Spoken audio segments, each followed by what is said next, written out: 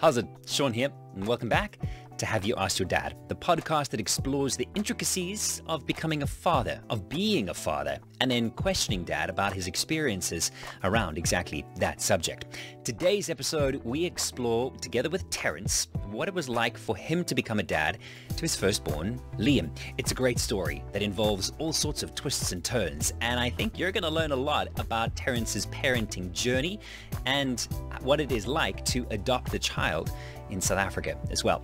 Hey, if you're listening via a podcast platform, please remember to subscribe to Have You Asked Your Dad? And brand new for 2023, you can also find us on YouTube. So maybe you want to see our faces. Go ahead. Right now, though, here's the episode. First Lieutenant Lutz, how are you, sir? I am well, Uncle. Thank you. It's not often that somebody puts me in first place. So I'm not sure. Happy to be first. Is a first lieutenant better than like a third lieutenant? Like, is it we a really ranking? need to do our research. Yes. Yeah. One day. I can look it up quick. No, don't worry. It doesn't make any. There's no way. There's no way in the world we could possibly. We would never get access to that information ever. Where would we ever find information like that? So the last episode, we started the series, which was a great idea that you had, of talking about our experiences of becoming dads. Our first, like the first few days and weeks and months of becoming a dad. We spoke quite emotionally about you and Zoe. Yep. Because that is an emotional story, and Yep. And we're going to continue that series because Yes. it's time to talk about Liam and Eli and Terence and how that all works together. I am very excited for this conversation, more so than I was for the conversation that I had about my own daughter. Don't ever tell her I said that. No, I've got to tell you, there's a little bit of anxiety around this conversation. I was the exact opposite. I was much more excited to talk to you about Zoe than I am to dig into what I was feeling back in the day. So then we can kind of call this a normal feeling. Yes. Don't get me wrong. I love to talk about my child, and I know you do too. So let's not have anybody misinterpret what we're trying to say.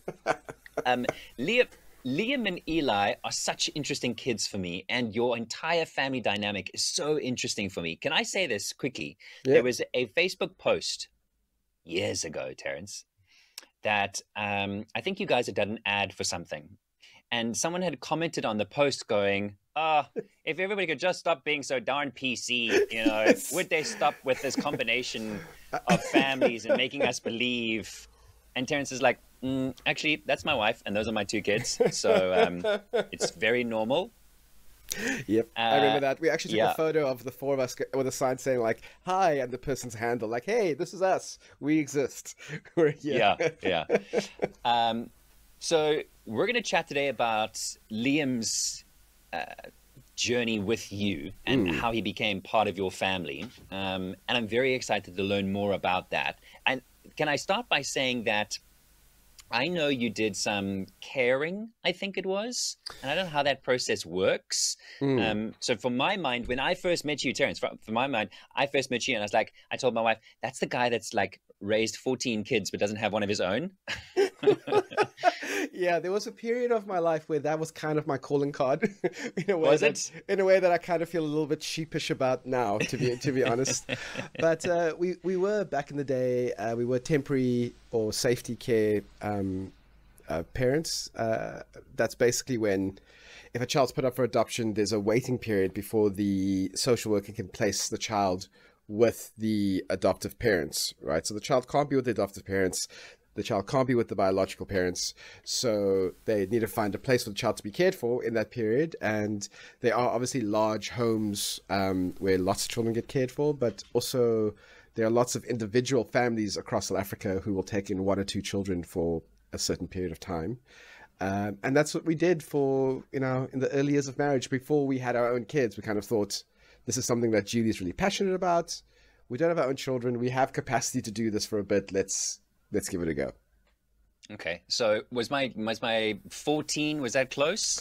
Yes, was it less than that? More than 14 that? is spot on. We 14 kids. So yeah. So this is where it becomes tricky talking about Liam's story, because there's a lot of issues around talking about adoptive children's stories on their behalf and taking their right way to talk about their own stories, which is funny. It's actually something that it's a right that all kids should have, but obviously adoptive kids are particularly vulnerable to have their stories taken from them. So I'm going to endeavor in this episode, because the whole point of this is to get the dad's perspective on what 100%. went down.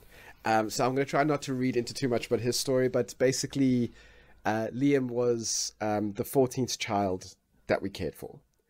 Okay. All right.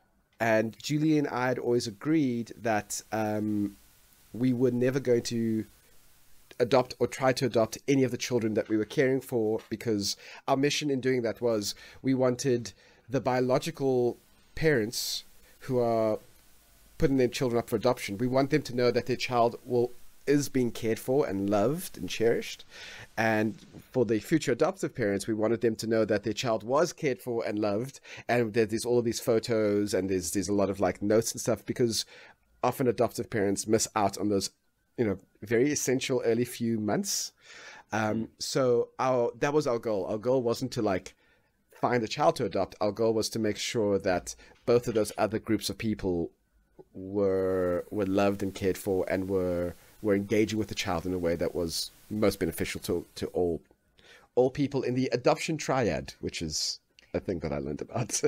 It's such a heartwarming thing to know that this even exists. So thank you for sharing what you have thus far. I think for most of us, we don't really think about what happens prior to a child being adopted and going to live with their adoptive family. So it's eye-opening, I'm sure, to many to learn that there is such a thing, and that you did it so many times, Terence. Well done. Well, yeah, I mean, it's hard to pat yourself on the back for something you did almost a decade ago now. So, but yeah, it was a fulfilling and difficult and heart-wrenching period of my life. Yeah. And there's no regrets for that, but it was tough. It was a tough time. And as you say, without trying to tell Liam's story, because this is about you, without being able to say why he was the 14th and the last that you cared for, and what the decision was, or how you came to the decision to adopt him. The fact of the matter is that he is part of your family, very much so.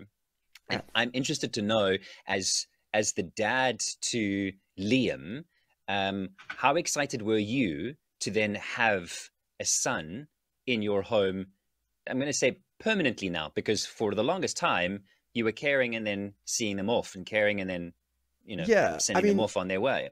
I mean, there's a whole kind of backstory into how we got to the point where we decided that we would like to try to adopt Liam. And I mean, that's something I'm comfortable talking about, because it's like my perspective, because again, we had agreed, like it was an agreement between husband and wife that we would never try. So we none of us want to broach the subject of like, hey, this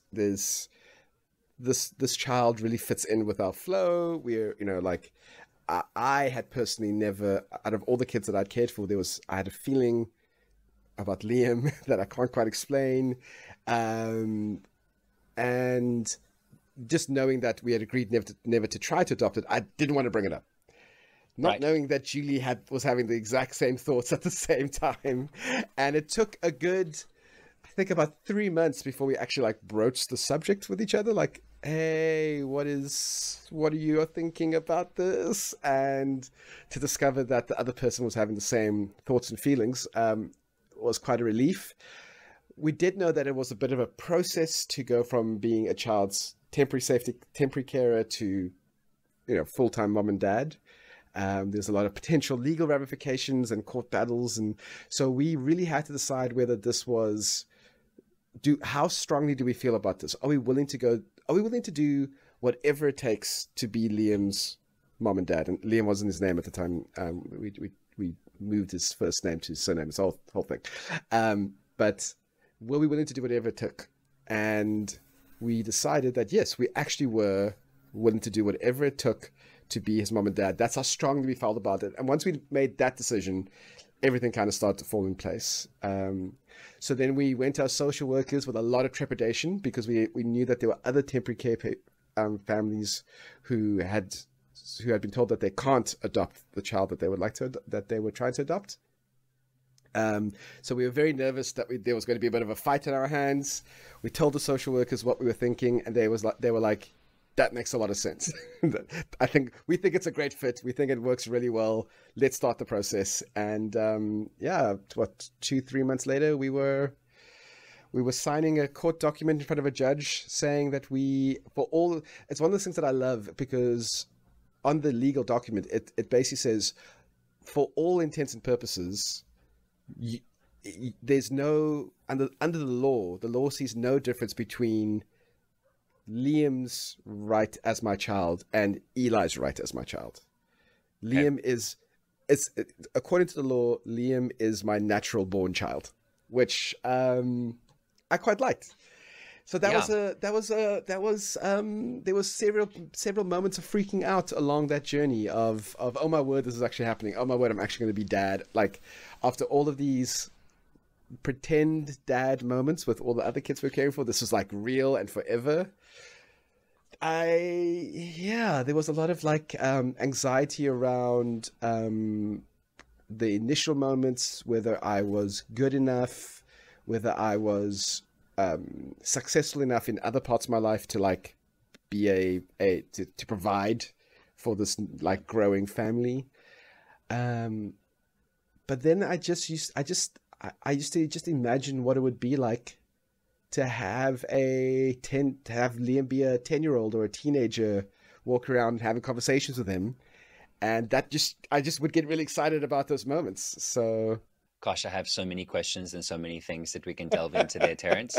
But you said to me that you were freaking out a few times along the way.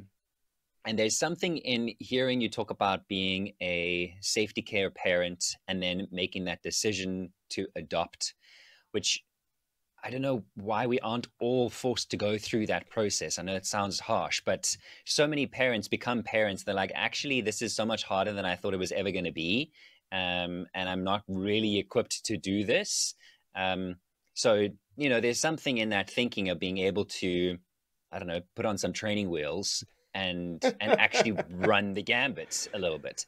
But you'd done that several times already, and yet you were still freaking out and still experiencing some form of trepidation and anxiety around having a child that you were going to look after for, very many years to come. What were the conversations like between yourself and Julie in that regard of getting one another to be on the same page? Because that's very important. You had already said that you both wanted this to happen, but then through the processes, there are papers to sign, there are people to convince, there are other things that are going on. What was that like for you? I saw all of that as a bit of a rite of passage. In my mind, I had to earn the right to be Liam's dad. That was a privilege that had to happen, which is obviously something that biological parents don't necessarily go through, because it's such my child has arrived and therefore I am the child's parent. With the adoption process, you have to prove to yourself, you have to prove to literally a series of legal entities that you are worthy to be a parent.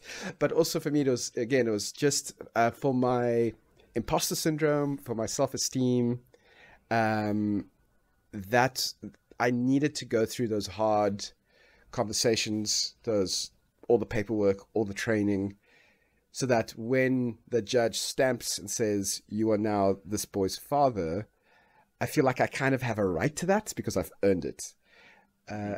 And a lot of the conversation, again, what often happens with Julie and I is when we are on the same page with something, it becomes like a bit of a runaway train where she goes into full planning mode and to administration mode. I go into like problem solving mode, and like together we're, like I don't know, some sort of superhero team that gets stuff done. And it doesn't always happen. It's not like we are the superhero couple but the few times that it does happen, and this was for me, at least with my memory of going through the adoption process, it was whenever there was a hurdle that had to be jumped over, the two of us were very united in jumping that hurdle. And I think there was a lot of value in the first conversation of, Are you willing to do whatever it takes? Yes. Am I willing to do whatever it takes? Yes. Okay, so we have this agreement. So I can't rescind on that agreement now. I can't not do whatever it takes after agreeing on this big thing. Um, so yeah, so I think there was a lot of confidence that came through the process. And can you tell me, Terence, how old was Liam when he was first in your care? And how did the roles of caregiving, how were they divvied up, when he was in your care as a safety care child, Mm. and then becoming a parent? I mean, it's very different again from a biological, from mom doing the feeding. Mom, there's certain roles that are just assumed and assigned automatically. It's different here. 100%. So Liam arrived the day after he was born, Oh, wow. which again, for most adoptive parents, they don't have that experience, right? They only have a few months later. So because we were temporary care parents, Liam arrived literally the next day. At the time, we had kind of divided up the roles.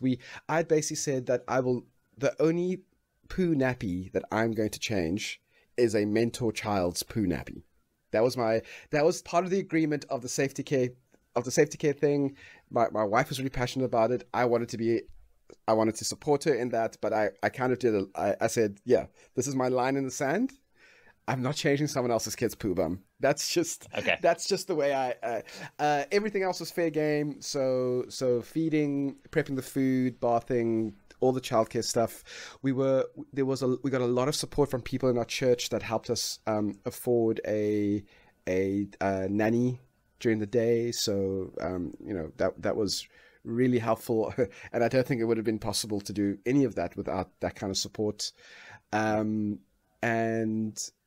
yeah, so that was the way we kind of engaged with it, and the way that changed. And what was really interesting is that I was talking to Julie about those first days recently in preparation for this episode, and she reminded me that actually I changed Liam's poo bum before we decided to adopt him.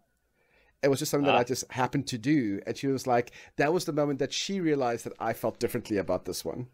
That there was something different here, because there wasn't nope. Like before, I was adamant I'm not gonna, but for this one, I was like, oh yeah, no worries. And after we realized that we were going to adopt him, and there was obviously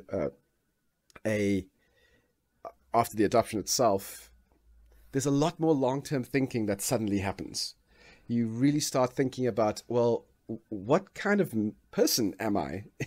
Because the person I am is going to affect what, this child isn't just here for 3 months. This child's here for hopefully forever or a long time. And the person that this child's going to be is fundamentally linked to the kind of person I am now. So suddenly there's a lot of self-reflection, a lot of self-doubt. A lot of work had to happen on myself, thinking about the kind of role I wanted to be, engaging with the kind of dad I had. My dad had passed away at that point. He had passed away a good 7 or 8 years before Liam arrived. Engaging with all of that sort of stuff suddenly had to happen. And again, luckily the adoption process takes a few months, so that there's a little bit of time to process some of that. And I'm still processing that. I'm still processing all of that. So I think that was the big fundamental change. I think before, when I'm playing with Liam as a little baby, I'm just playing with the baby that's in our home. Afterwards, I'm playing with a baby with the idea of, okay, developmentally, this is a good game to play. This is got to do tummy time, because we've got to get some strong tummies and neck muscles going on. And, what kind of interaction with suddenly, these are all things that my wife cared about deeply with all of the babies. I was a little bit less on board with, until, wow, okay, this is long term. Was there a celebration, Terence? Was there a celebration when Liam joined the family? What did that look like? That was a welcome to the mentors tea at my mom's house, where all the grandmas and aunties and uncles came around, and they had obviously all met him before, so it wasn't like a sudden like, who is this kid? But that, for me, I think that was obviously, I feel like that was more for me and for Julie Mm. than for anyone else. It was again, this kind of happens automatically with biological babies. And it's something that you have to be quite deliberate with to make sure that you need buy-in from your family with something like this. And you also need to know where your family stands. You know, when you're a white wife, a colored husband adopting a black baby, there's a lot of dynamics, including race dynamics, that you have to take into account. And knowing that your whole family is on board and that your whole family is ready to love this child, including your extended family, was a great relief. And so that was really important to do for us, just to also to kind of put a kind of bookend to that process of this is changed. This moment is different than what it was.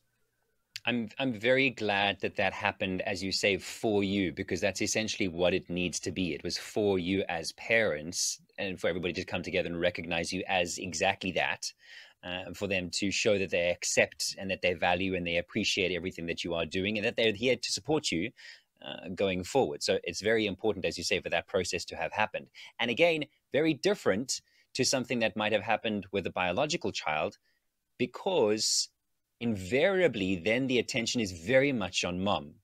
Mm-hmm. I'm interested to know now, Terence, was that attention, I don't want to say was the attention split up, but how did it make you feel? Where were you in this particular story? Were you front and center? Were you slightly off to the side? How do you remember that playing out? So in my mind, I would look at the dads who became fathers through biological birth, and I felt like I was more centered than any of them were in their stories,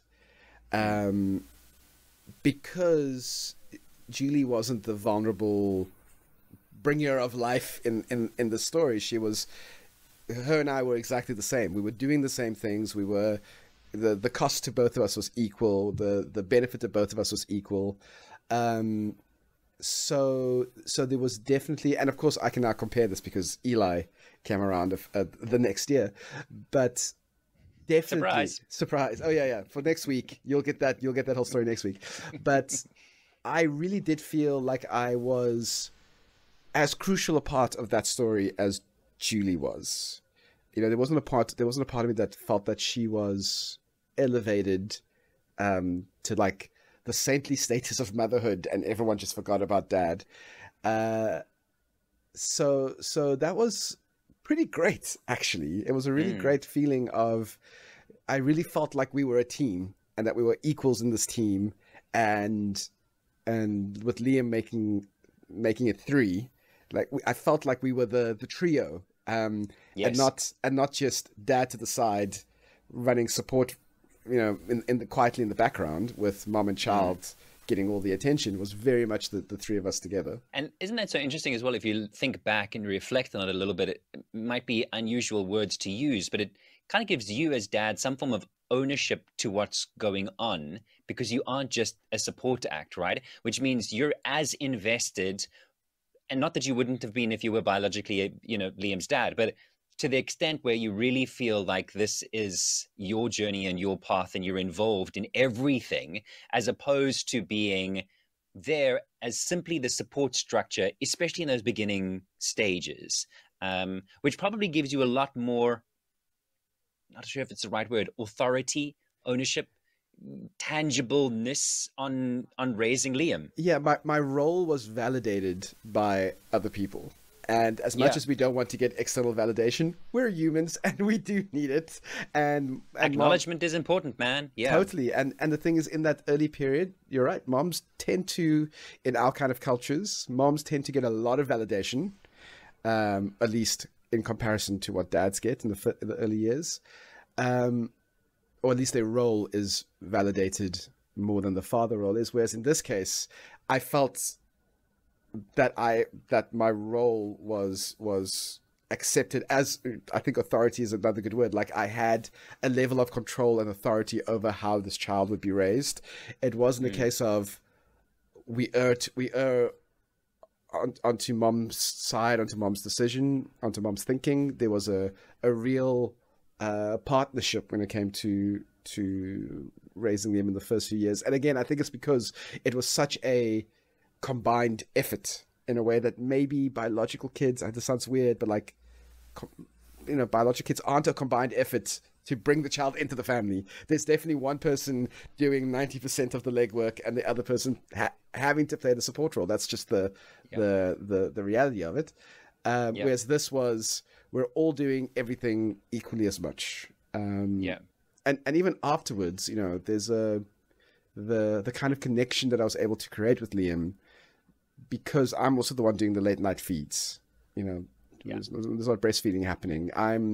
At that time I was working earlier hours, so I would get home 2 or 3 hours before Julie would, and I would have 2 or 3 hours just Liam and Dad time for the first year of his life, and amazing. that was so crucial. So there's all of these moments that I feel like I was enabled to be the best version of fatherhood that I could have, because of the way Liam arrived into the family. Yeah.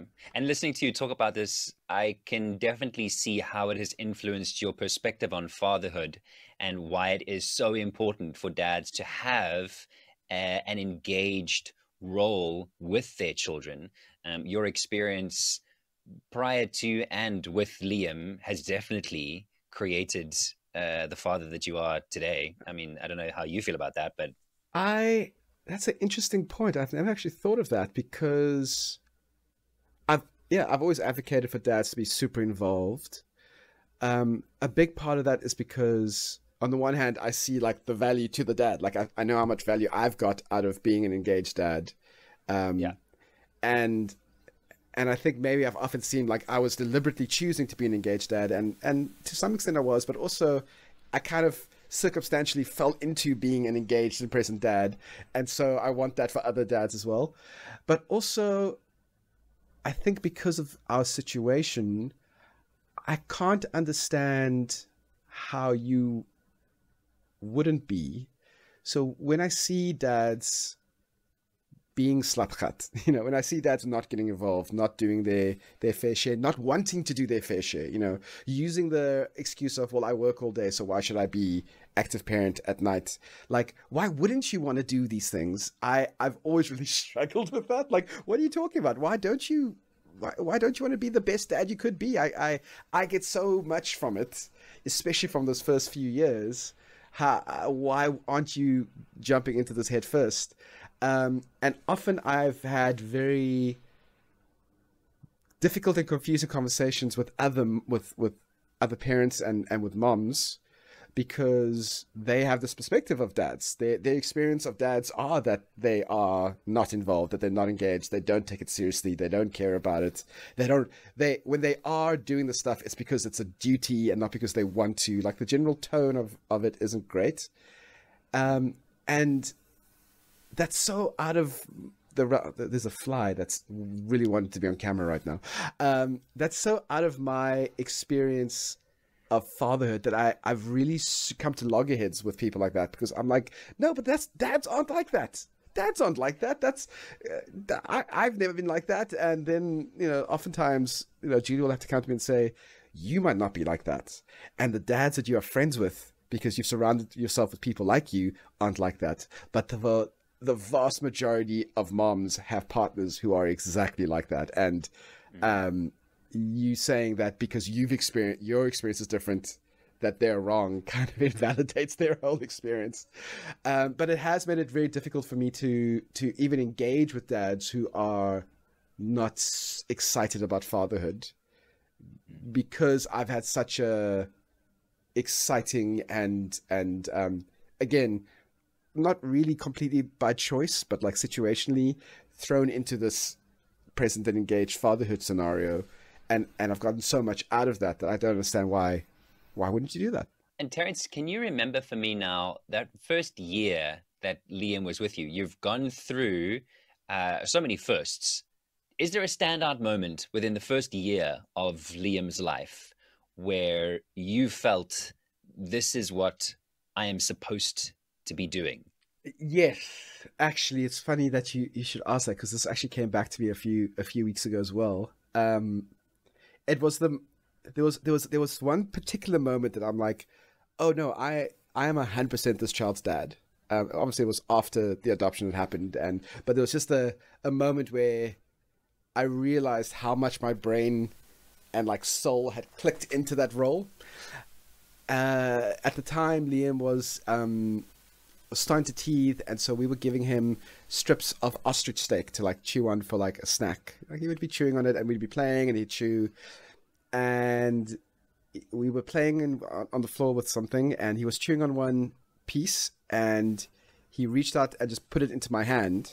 This piece of ostrich steak that he had been chomping on for the last 5 minutes, and just unthinkingly, I was like, "Oh, don't waste it!" And I popped it into my mouth and started chewing it, and I ate this like munched on piece of without any grossness, and I'm like, and it was one of those things where I wasn't even thinking about it, and afterwards, about 2 minutes later, I was like, oh my word, I've just taken something out of another human being's mouth and eaten it. I would not do that with Julie, and yet I'm totally comfortable with doing that with this child. Like, okay, this is the moment I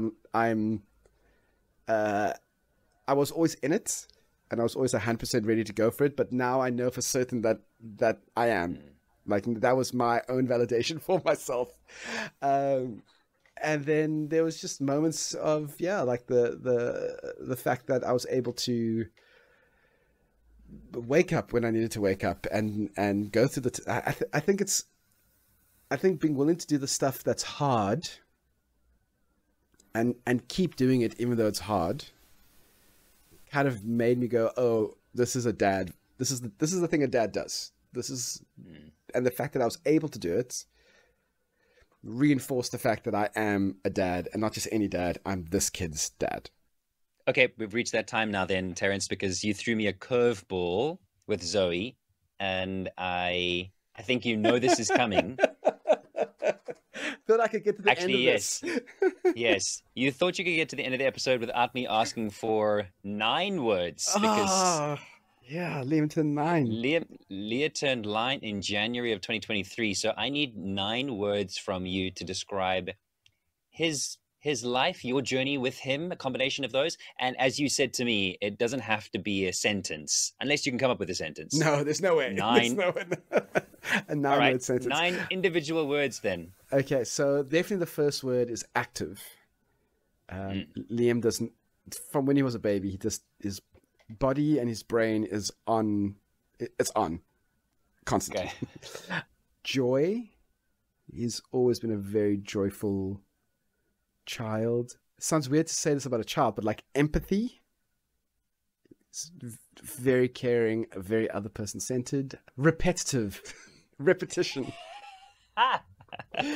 Oh my goodness, Liam will want to do the same thing over and over and over all day long, to the point that it drives me completely bonkers. But that's how, because he'll keep doing something until he perfects it. Like, that's his, okay, so you give him a cricket ball and a cricket bat, and he'll try and do the same stroke for 15 hours until he gets until he feels he gets it right, and then he's going to want to show you every single day how right he got it off. What is the word for someone who always comes across as older than they are, like more mature than they are? I'll just say maturity.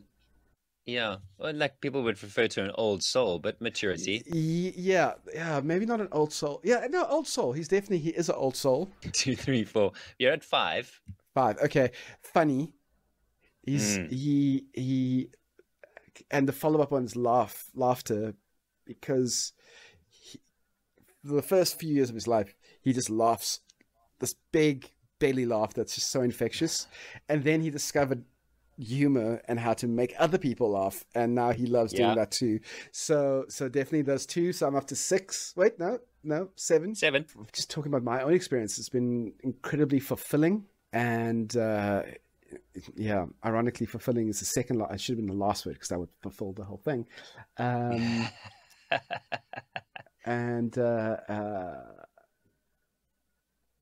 can I say rewarding? Because I feel like those are 2 different things. What I mean by that is, like, fulfilling for me kind of makes, I feel that I've been given, like, there's a purpose that I've been given by being his father. That's what I mean by fulfilling. And then with rewarding, there's a bunch of rewards that I get for being his father too. Like a Liam hug is the best thing in the world. Amazing. A Liam saying, "I love you, Dad," or "Oh, Dad, you look so," like when I if I have to go to like a business dinner or something, it's like, "Dad, you look so good today." Like there's so many things like that where I feel constantly rewarded for being his dad. Yeah, so rewarded would be the last one. Oh, hey, how was that? Thanks so much for listening to Have You Asked Your Dad. Feel free to get in touch with the show simply by dropping us an email at hyaydpod, that's hyadpod, @gmail.com. Or of course you can find us on social media, specifically on Instagram with Have You Asked Your Dad. Remember to follow us on YouTube or of course subscribe on Spotify or on Apple. My name's Sean. Until the next time, have you asked your dad?